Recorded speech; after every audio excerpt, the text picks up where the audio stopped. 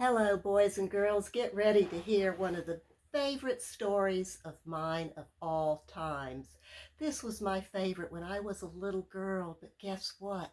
If you're very small or even very, very large and grown up, you will love this story, How the Camel Got Its Hump from Rudyard Kipling.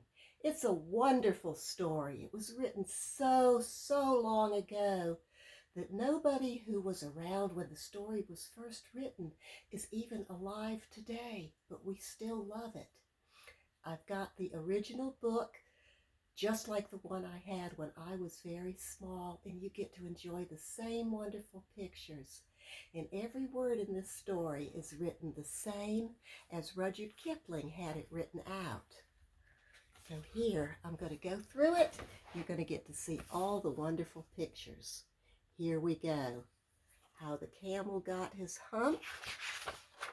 And there it is by Rudyard Kipling. Read along with me if you'd like. Okay. Now, this is the next tale, and it tells how the camel got his big hump.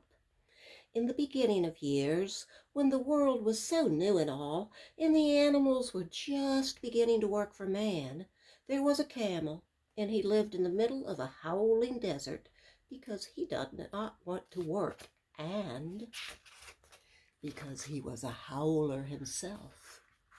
He ate sticks and thorns and tamarisks and milkweed and prickles, most excruciating idle, and when anybody spoke to him, he said, "Humph," just humph. Presently the horse came to him on Monday morning, which was with a saddle on his back and a bit in his mouth, and said, "Camel, oh camel, come out and trot like the rest of us." "Humph," said the camel, and the horse went away and told the man. Presently the dog came to him with a stick in his mouth and said, "Camel, oh camel, come and fetch and carry like the rest of us." "Humph," said the camel, and the dog went away and told the man. Presently the ox came to him with the yoke on his neck and said, "Camel, oh camel, come and plow like the rest of us." "Humph," said the camel, and the ox went away and told the man. At the end of the day, the man called the horse and the dog and the ox together and said, "Three, oh three, I'm very sorry for you with the world so new and all, but that hump thing in the desert can't work, or he would have been here by now, so I'm going to leave him alone, and you must work double time to make up for it." That made the three very angry with the world so new and all, and they had a palaver, an indaba, and a punchenyet, and a powwow on the edge of the desert, and the camel came chewing milkweed most excruciating idle, and laughed at them. Then he said, "Humph," and went away again. Presently there came along the djinn in charge of all deserts, rolling in a cloud of dust. Djinns always travel that way because it is magic. And he stopped to palaver and powwow with the three. "Djinn of the deserts," said the horse, "it is right for any one to be idle with the world so new and all." "Certainly not," said the djinn.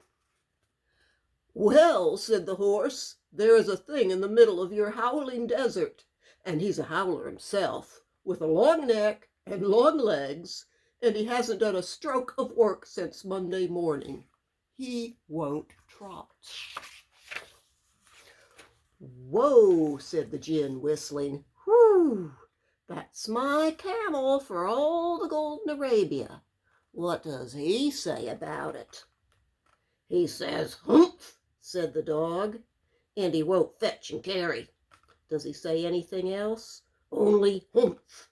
He won't plow," said the ox. "Very good," said the djinn. "I'll humph him if you will kindly wait a minute."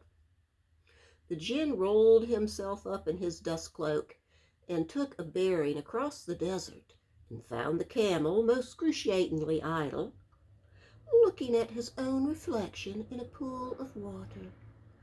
"My long and bubbling friend," said the gin, "what's this I hear of you doing no work, with the world so new and all?" "Humph," said the camel. The gin sat down with his chin in his hand and began to think a great magic, while the camel looked at his own reflection in the pool of water. "I've given the 3 extra work ever since Monday morning, all on account of your excruciating idleness," said the gin, and he went on thinking magics with his chin in his hand.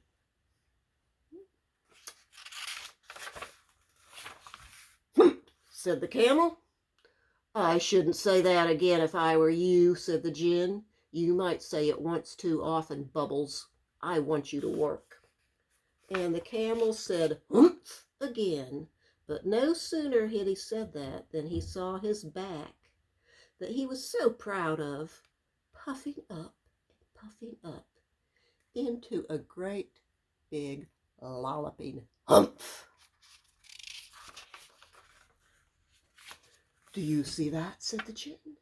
"That's your very own humph that you've brought upon your very own self by not working. Today is Thursday, and you've done no work since Monday.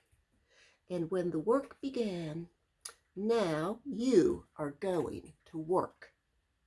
"How can I," said the camel, "with this hump on my back?" "That's made a purpose," said the gin. "All because you missed those 3 days. You will be able to work now for 3 days without eating, because you can live on your hump.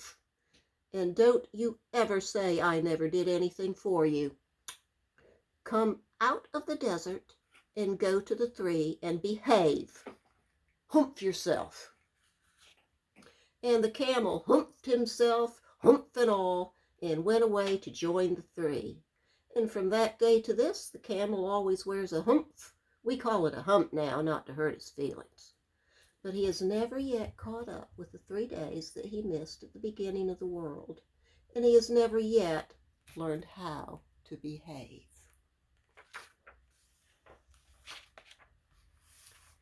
The